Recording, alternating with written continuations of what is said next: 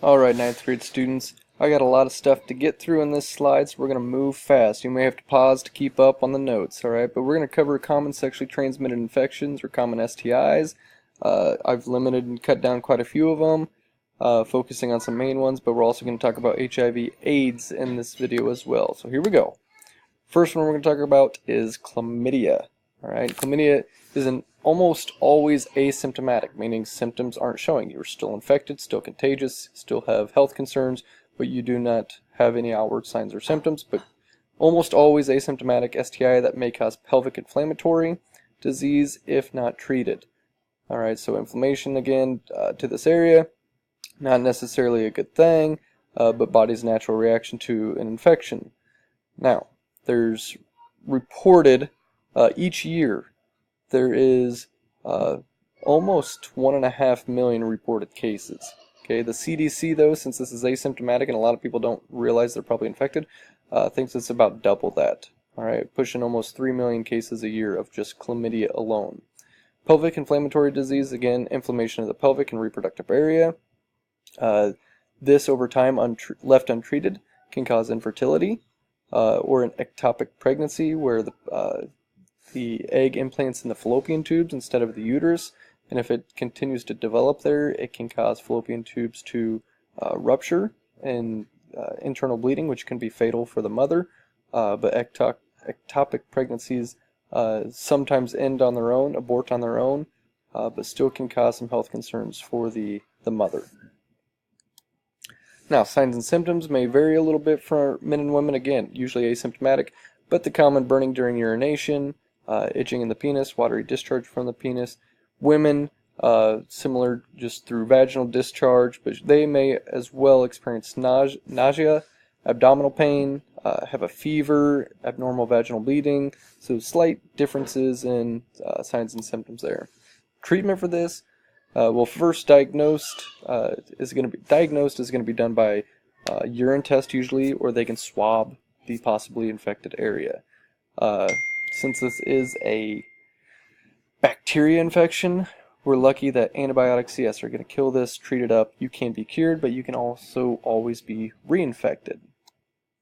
Gonorrhea, another bacterial STI, causes burning, itching in the reproductive areas, can cause infertility, can even cause death left untreated.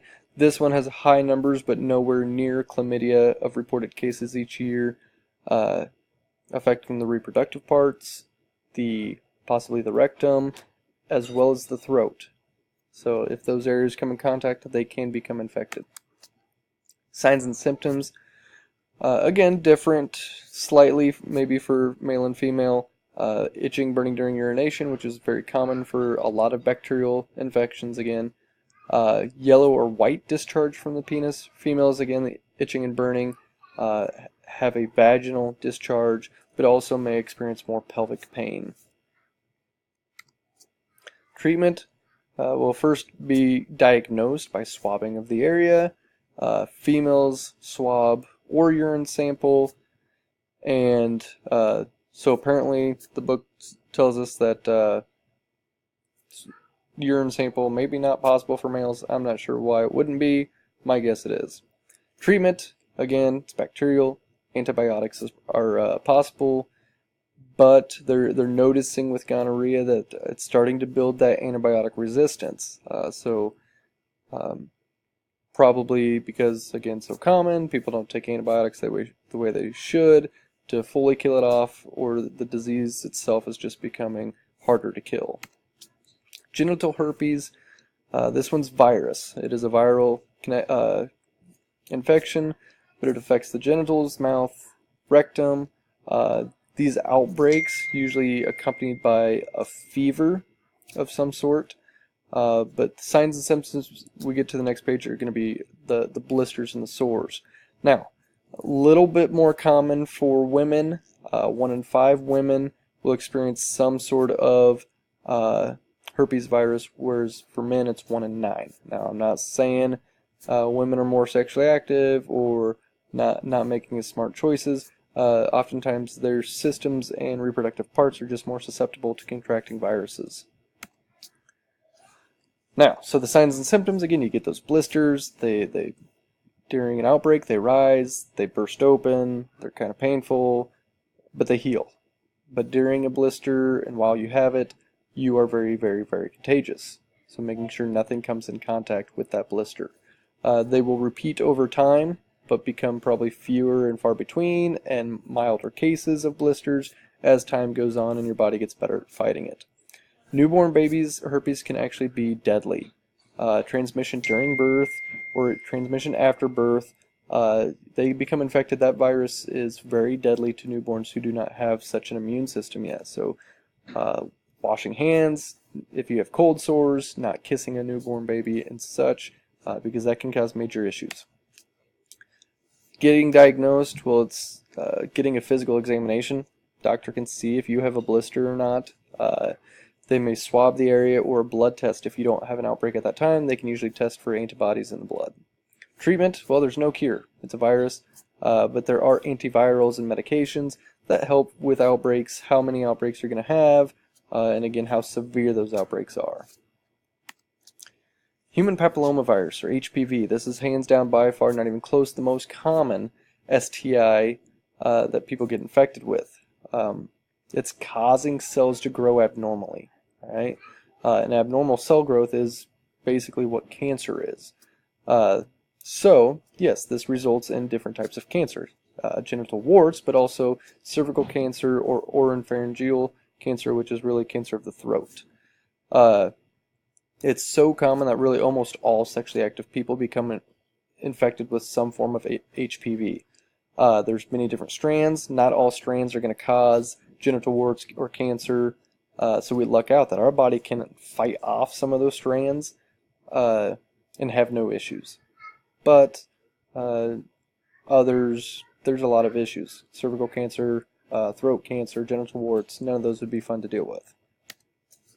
HPV signs and symptoms, again, asymptomatic a lot of times because it's so common and many people don't know they have it until something more severe has happened. But for both men and women, you get abnormal growths in area. That could be those warts, or it could be cancer. Raised bumps in the genital area, cauliflower-sized growths, which again, oftentimes are those genital warts. Diagnosis, again, they can typically see if that's happening. They can do different lab tests with swabs or blood, or a pap smear, which is for females. Typically go in routinely to have pap smears done. They're kind of scraping the cells of the cervix to test for cervical cancer, which would be caused by HPV. Treatment, again, antibiotics aren't going to work, but there is a vaccine. So this is something beforehand that usually, as your early teens, they suggest to get the HPV vaccine to prevent this. They allow you to get it all the way up until you're about 26 years old, but it's a series of 3 shots to get in your teens and early 20s. Human immunodeficiency virus, or HIV. This one infects and kills cells, thus weakening the body's immune system, developing AIDS. All right, and they're really attacking the immune system cells, the white blood cells, the T helper cells, those T cells. Then your immune system doesn't know what to do anymore. So that's when it kind of dies down. This is the leading infectious cause of death worldwide. About 2 million die a year from HIV. Transmission. Well, it's got to be direct transmission. Okay, indirect transmission is not going to work here unless it is, a direct or a contaminated object like a needle with blood on it that you're placing directly into the body. It's not going to live on the skin. The skin does a good job of defending against it, so it has to get inside the body. So that direct transmission of blood, breast milk, or sexual fluids. Those are the only 3 fluids. Sweat, saliva, urine, all those others have nothing to worry about. Just those 3. Casual contact like kissing, toilet seats, shaking hands, none of that stuff is going to transmit HIV, and the only issue you would have to worry about from some of those is, again, if blood is some way involved.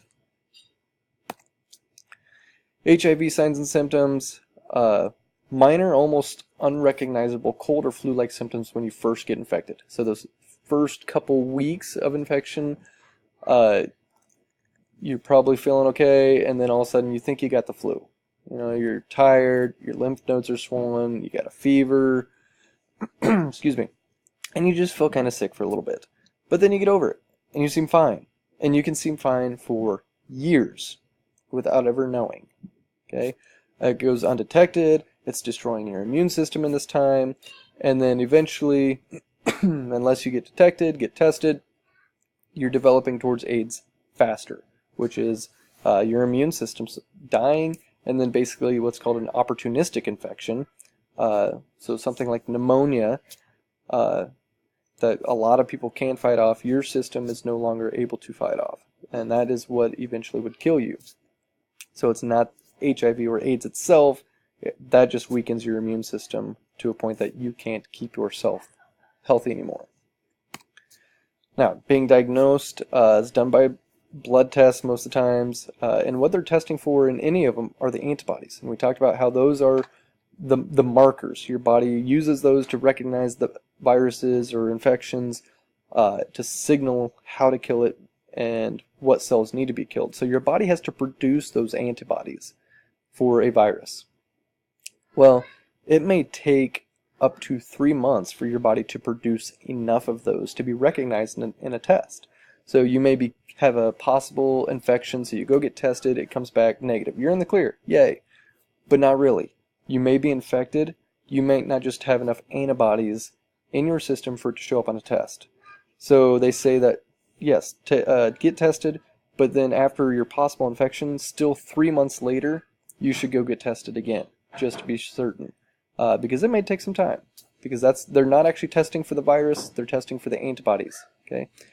Testing can be done by a doctor. There's actually at-home tests that you can buy at just about probably any drugstore that actually just do a swab of the mouth.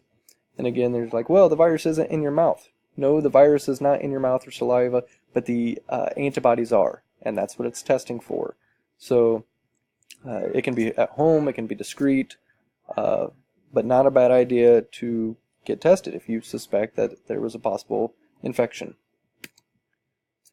The treatment, it's called antiretroviral therapy, or ART.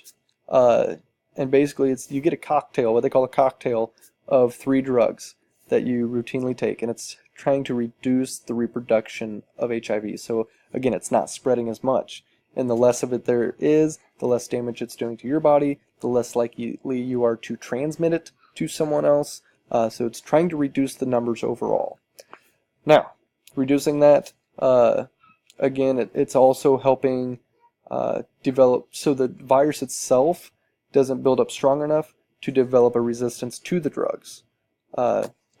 So there is treatment, and depending on people's just genetic makeup and how early they start treatment and how effective the treatment is for them, and it varies from person to person, people can live a really long time. There's people that live decades after being diagnosed with HIV and live a long, healthy life still. Then there's others that the treatments just don't work for as well. Their immune system is already weak. So it varies.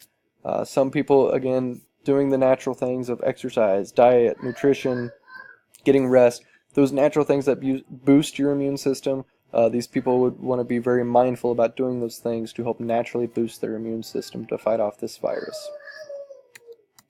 Now, I crammed that all in pretty quick, so I know you had to pause a lot. But that's all I got for today. Thank you.